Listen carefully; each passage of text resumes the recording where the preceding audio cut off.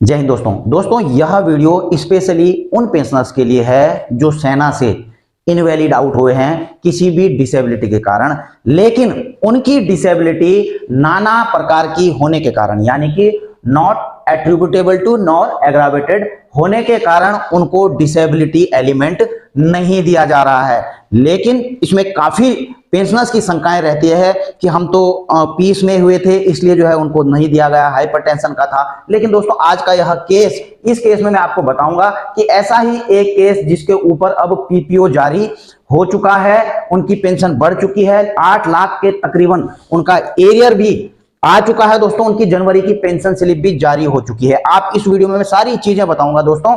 और शुरुआत में यहां पर करता हूं दोस्तों कि पूर्व सैनिकों के मन में कभी कभी भ्रम संदेह होता है कि हमें एएफटी के आदेशों और रक्षा मंत्रालय के द्वारा बार बार माननीय उच्चतम न्यायालय और उच्च न्यायालय में रिट याचिका दायर करने के बाद नाना मामलों में डिसेबिलिटी पेंशन मिलेगी। तो देखिए दोस्तों, कई बार ऐसा होता है, आपने देखा होगा कि एएफटी में गए कई केसेज, ज्यादातर केसेज जो हैं, जो पेंशनर्स हैं वो जीत जाते हैं, लेकिन उनको मिलता नहीं है, कई साल लग जाते हैं। लेकिन ये जो केस है ना दोस्तों, मैं इसमें आपको ऐसी भी चीज बताऊंगा कि वकीलों को क्या करना है जब आदेश मिल जाता है कि आपको तुरंत बहुत ही जल्द इसका फायदा मिले। और इस केस में भी यही किया गया है वकीलों के द्वारा दोस्तों, मैं उसको बताऊंगा कि क्या हुआ है। देखिए, पहले तो इसका जवाब यहां पर है कि इस केस में डिसेबिलिटी पेंशन के लिए 7 जनवरी को पीपीओ जारी कर दिया गया है। मतलब कुल मिलाकर के जो एएफटी के द्वारा निर्णय दिए जाते हैं दोस्तों, उनका बेनिफिट आपको मिलेगा और मिल चुका है दोस्तों। ये देखिए आप, ये है स्पर्श के द्वारा कॉरिजेंडम पीपीओ जारी कर दिया गया है 7 जनवरी 2025 को। ये किसके रिगार्डिंग है मैं आपको बता ही दिया है। अब देखिए, ये आए थे दोस्तों जनवरी 2013 में रिटायरमेंट आए थे, और इनका था दोस्तों प्राइमरी हाइपरटेंशन, लेकिन पीस का था दोस्तों, जो कि नाना केसेज में इनको गिना गया था।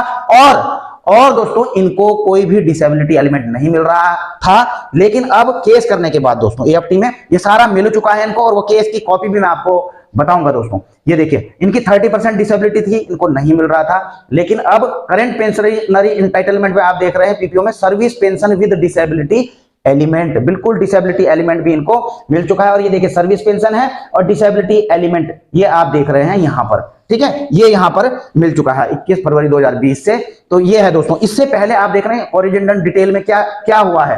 ये जो ओल्ड वैल्यू है ना दोस्तों, शेप 1 पहले यस था, लेकिन अब न्यू वैल्यू में नो कर दिया गया इनको, और इसके कारण अब क्या हो गया इनको, इनकी ये पेंशन स्लिप भी जारी हो चुकी है। ये देखिए दोस्तों, जनवरी की पेंशन स्लिप है। अब आप यह मत सोचना सारे चेक करने लग जाना कि हमारी जनवरी की पेंशन, ये जनवरी की पेंशन स्लिप है, लेकिन वो एरियर के रिगार्डिंग है, कोई बेसिक पेंशन या डीए उसके रिगार्डिंग नहीं है। आप खुद देख रहे हैं, क्योंकि इनको यह अमाउंट मिलना था, पीपीओ जारी हुआ है, तो 7,92,075 रुपए अब इनको मिलने हैं, बल्कि खाते में आ चुके हैं, मिलने हैं नहीं, खाते में आ चुके हैं। अब देखिए दोस्तों, इस पर मैं दोस्तों थोड़ा आगे बात करूंगा, पहले मैं आपको केस की कॉपी दिखा देता हूं आपको, ठीक है। यह है दोस्तों ओरिजिनल एप्लीकेशन 216 और 2023 में दोस्तों इन्होंने केस डाला था, ठीक है ना। आप यहाँ पर इनके जो वकील हैं वो भी देख रहे हैं, यहाँ पर राजकुमार मिश्रा, उपासना मिश्रा। तो दोस्तों इन्होंने केस डाला था प्रभात कुमार सिंह के लिए, ठीक है। अब इसमें मेन चीजें क्या थी दोस्तों, एक तो देखिए briefly stated applicant was enrolled in Indian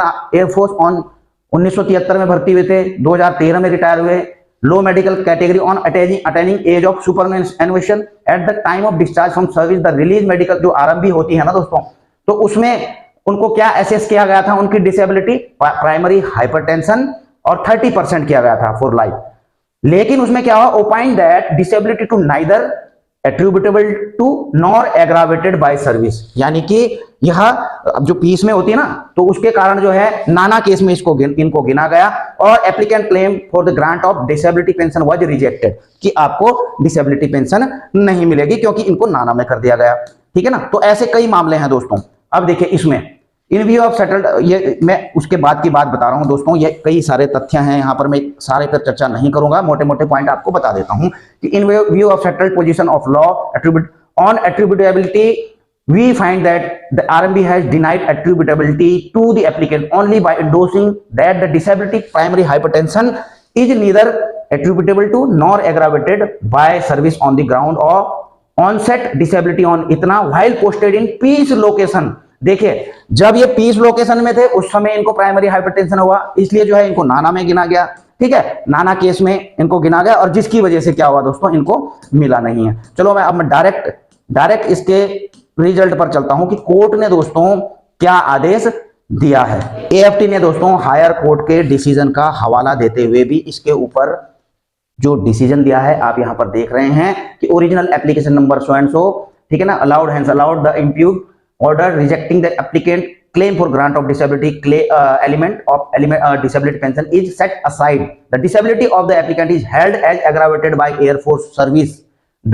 उनकी सर्विस के दौरान हुआ है। The applicant is entitled to get, court ने यह आदेश दिया है कि एप्लीकेंट को इंटाइटल्ड है उनको disability element 30% for the life which would be rounded off, आपको पता ही 20% से ऊपर होती तो उनको 50% डिसेबिलिटी एलिमेंट मिलता है।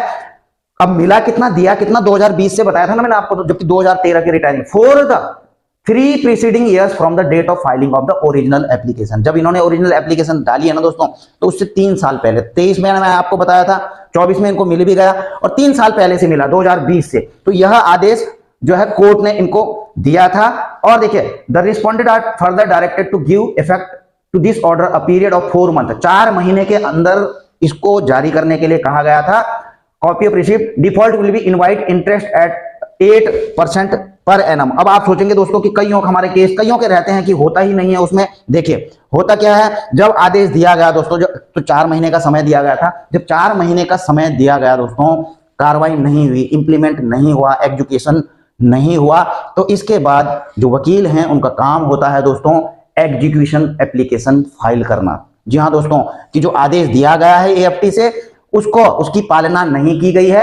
और इस केस में भी दोस्तों, इस केस में आप देख रहे हैं एक एग्जीक्यूशन एप्लीकेशन फाइल की गई थी। और जब यह एप्लीकेशन फाइल की गई थी दोस्तों, तो उसके बाद यह इसके ऊपर एग्जीक्यूट किया गया, इनका पीपीओ भी जारी हुआ, सब कुछ, पेंशन स्लिप भी जारी हुई, एरियर मिल चुका है, पेंशन इस महीने से इनकी पूरी आ जाएगी। और देखिए दोस्तों, बिल्कुल हाल ही का केस है, ठीक है ना। पहले मैं आपको बता दूं दोस्तों, वकीलों की टीम तो मैंने आपको बता ही दी है, ये वाली टीम थी, इसमें नंबर वगैरह सब कुछ है इनके, ठीक है। तो ऐसा है ना दोस्तों, मैं आपको बताऊं, देखिए एक केस मेरे पास भी आया था, इनका भी नाना केस था, P3 परमानेंट केस था दोस्तों इनका। तो इनकी सीपी ग्राम में मैंने फाइल की थी। अभी रिकॉर्ड ऑफिस से 6 जनवरी को आप देख रहे हैं यह पत्र मिला है regarding non receipt of disability element. तो इसमें भी वही कहा गया है दोस्तों कि it is intimated the service document, it has noticed that your disability was assessed as neither attributable nor aggravated. देखिए नाना की वजह से, जबकि इनवैलिड पेंशन आउट हुए थे दोस्तों, इनवैलिड पेंशन आउट हुए थे, लेकिन नाना केस की वजह से P3 परमानेंट भी था, लेकिन इनको नहीं दिया गया। तो रिकॉर्ड्स ने तो दोस्तों यहां जवाब दे दिया। लेकिन अब अगर आप जो है यहीं पर ठहर जाते हैं या तो फिर होना कुछ नहीं है दोस्तों, इस प्रकार का मिलना है, सभी को मिलेगा। अगर आप जो है ऐसे करके भेजते हैं तो आपको यही जवाब मिलेगा। लेकिन कोर्ट में जो भी जा रहे हैं दोस्तों, तो उनको मैंने पूरी कहानी आपको बता ही दी है।